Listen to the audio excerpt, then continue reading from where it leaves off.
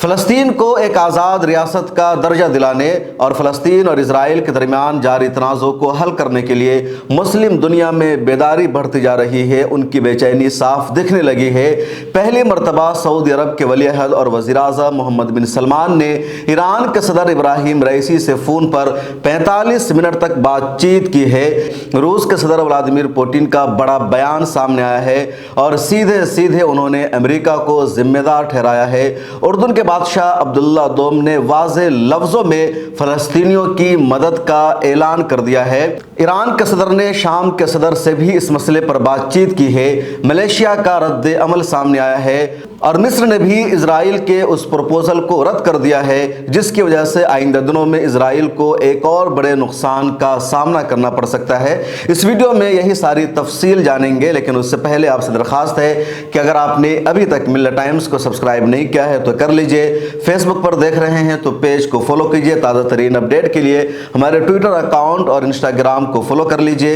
ملت ٹائمز کو financially support کیجئے، ڈسکرپشن میں لنک موجود ہے، جوائن کے بٹن پر کلک کر کے ممبرشپ بھی لے لیجئے۔ فلسطین اور اسرائیل کے درمیان جاری لڑائی کا چھٹا دن ہے اور چھٹے دن میں بھی دونوں طرف سے حملہ لگاتار جاری ہے۔ اسرائیل کی طرف سے لگاتار غزہ پٹی میں عام شہریوں کو، ہسپتالوں کو، مسجدوں کو نشانہ بنایا جا رہا ہے اور حماس کی طرف سے بھی راکٹ داغنے کا سلسلہ جاری ہے۔ اس بیچ لبنان سے حزب اللہ نے بھی بڑے پیمانے پر شام کی سرحدوں سے حملہ کر دیا ہے اسرائیل پر، اور اسرائیل پر دو طرفہ حملہ ہو رہا ہے۔ دونوں طرف کے نقصان بڑھتے جا رہے ہیں۔ اب تک مرنے والے اسرائیلی شہریوں اور فوجیوں کی تعداد 1300 سے زیادہ ہو گئی ہے، جبکہ فلسطینیوں کی ہلاکت بھی 1200 تک پہنچ گئی ہے۔ فلسطینیوں کے زخمی زیادہ ہے۔ الجزیرہ کی رپورٹ کے مطابق 5000 سے زیادہ فلسطینی زخمی ہو چکے ہیں، جبکہ 3500 سے زیادہ اسرائیلی بھی زخمی ہو چکے ہیں۔ اسرائیل پیچھے ہٹنے کو تیار نہیں ہے اور حماس بھی پیچھے ہٹنے کو تیار نہیں ہے۔ اسرائیل کا کہنا ہے کہ ہم غزہ پٹی کو تباہ و برباد کر دیں گے۔ حماس کا کہنا ہے کہ ہم اس وقت تک نہیں رکیں گے جب تک ہماری زمین کو آزاد نہیں کیا جائے گا، اور ہم نے مکمل تیاری کر رکھی ہے، اس مرتبہ جیت ہماری ہوگی۔ اور آئیے اب جانتے ہیں کہ سعودی عرب کے ولی عہد محمد بن سلمان اور ایران کے صدر ابراہیم رئیسی کے درمیان کیا بات چیت ہوئی ہے۔ العربیہ، رائٹر اور دوسرے انٹرنیشنل میڈیا ہاؤسز نے جو خبر شائع کی ہے اس کے مطابق ایران کے صدر ابراہیم رئیسی نے سعودی عرب کے ولی عہد محمد بن سلمان کو فون کیا۔ 45 منٹ تک بات چیت ہوئی اور دونوں ملکوں نے اس مدعے پر بات چیت کی کہ کیسے فلسطین کو ایک آزاد ریاست کا درجہ مل سکے، کیا کیا کرنا ہوگا، کس طرح عالمی طاقتوں سے بات چیت کرنی ہوگی، کس طرح پالیسی بنانی ہوگی، کیا اسٹریٹجی اپنانی ہوگی، اور کس طرح تمام مسلم ممالک کو اور دنیا کے انصاف پسند لوگوں کو ایک پلیٹ فارم پر لانا ہوگا۔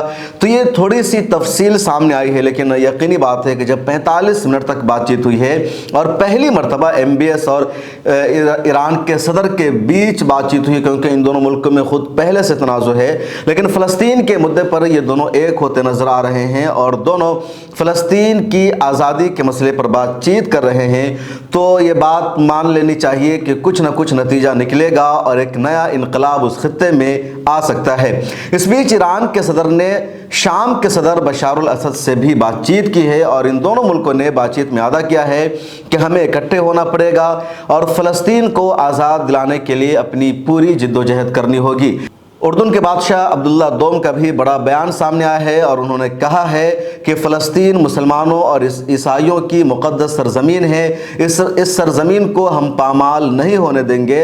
اپنا ہر نقصان ہم برداشت کرنے کو تیار ہیں، لیکن فلسطینیوں کی اب ہماری طرف سے کھلی مدد ہوگی۔ اب تک یہ بات سامنے آئی تھی کہ جارڈن، جس کو اردو میں اردن کہا جاتا ہے، اس کا اسٹینڈ صاف نہیں ہے، اس کا موقف صاف نہیں ہے، وہ بیچ بیچ میں ہے، لیکن اب اردن نے اپنا موقف بالکل صاف کر دیا اور بتا دیا ہے کہ وہ فلسطینیوں کے ساتھ ہے۔ اور اردن کا یہ موقف آنا بہت بڑی بات ہے، کیونکہ اردن وہ ملک ہے جس کی سرحدیں فلسطین، یعنی جو مقبوضہ فلسطین ہے، اس سے بھی ملتی ہے اور جو اسرائیل ہے اس سے بھی ملتی ہے۔ سب سے زیادہ اسرائیل کی سرحدیں اردن سے ہی ملتی ہے، تو اردن پڑوسی ملک ہے اور اس نے اگر واضح لفظوں میں فلسطینیوں کا ساتھ دینے، اس کو آزاد کرانے کی بات کی ہے، تو کہیں نہ کہیں اسرائیل کے لیے ایک اور خطرے کی گھنٹی بج گئی ہے۔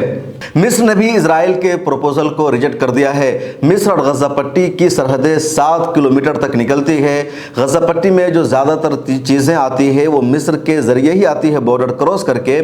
इजराइल ने प्रपोजल दिया था मिस्र को कि वो इस राहदारी को बंद करके इब्न सीना वाली जो राहदारी है उसको खोल दे, लेकिन मिस्र ने, इजिप्ट ने इसको रिजेक्ट कर दिया और कहा है कि इजराइल के इस मंसूबे का मकसद है गजा पट्टी से फ़लस्तीनियों का इनखला और उनको उधर से इधर मुंतकिल करना, जिसको हम बर्दाश्त नहीं करेंगे। और इजिप्ट ने सीधे सीधे इसको रिजेक्ट कर दिया है।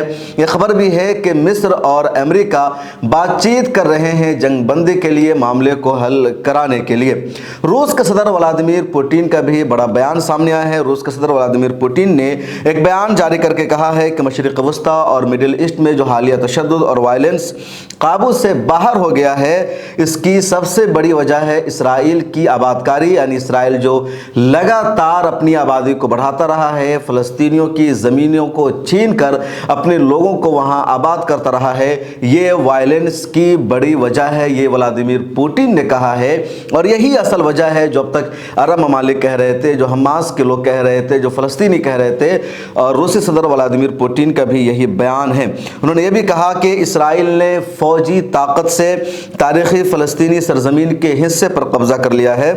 आगे व्लादिमीर पुतिन ने यह कहा कि जब इजराइल कायम हुआ था उसी वक्त ये बात सामने आई थी कि इजराइल के साथ एक आज़ाद फ़लस्तीनी रियासत भी कायम की जाएगी, लेकिन इजराइल कायम हो गया और अभी तक एक आज़ाद फ़लस्तीनी रियासत का क़याम अमल में नहीं आ सका है, बल्कि वो रियासत सुकड़ती जा रही है। उसकी ज़मीनों पर कब्ज़ा किया गया, जो सबसे बड़ा अलमिया है, और इसी वजह से ख़ित्ता के हालात ख़राब है और अमेरिका इस हालात को काबू करने में नाकाम रहा है। व्लादिमीर पुतिन ने आगे एक और अहम जुमला कहा कि फ़लस्तीन पूरी दुनिया के मुसलमानों के दिल में बसता है और हर एक इंसाफ पसंद को चाहिए कि इसको नाइंसाफ़ी के तौर पर देखना चाहिए जो इजराइल फ़लस्तीनियों के साथ कर रहा है। व्लादिमीर पुतिन ने इससे पहले भी कई मरतबे बातचीत की है कि फ़लस्तीन को एक आज़ाद रियासत का दर्जा मिलना चाहिए। मिडिल ईस्ट में या फ़लस्तीन और इजराइल के दरमियान जो तनाज़ो है या हमास का जो हमला हुआ है इजराइल पर, तो उसकी वजह यही है कि फ़लस्तीन पर कब्ज़ा कर लिया गया है। यह हमला उसी वक्त रुक सकता है, यह तनाज़ो